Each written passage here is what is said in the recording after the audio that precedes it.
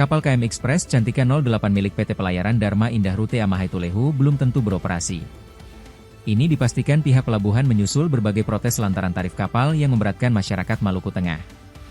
Diketahui perusahaan menetapkan tarif Rp330.000 per orang untuk kelas VIP, dan Rp335.000 untuk kelas VVIP. Ketua Regu Jaga Pelabuhan Tulehu, Yunus Selano, mengaku hingga saat ini kapal tersebut belum ada kepastian beroperasi.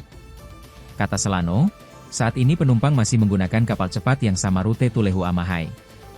Sebagai informasi, berikut jadwal keberangkatan kapal cepat rute Tulehu Amahai. Rute Tulehu, Amahai pukul 9 WIB dan pukul 16 WIB. Rute Amahai Tulehu pukul 8 WIB dan pukul 14 WIB.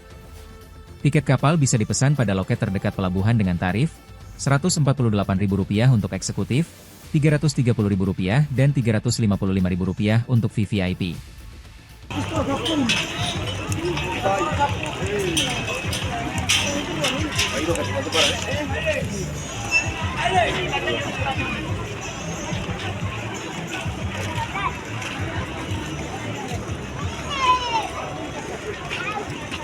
Download Tribun X sekarang, menghadirkan lokal menjadi Indonesia.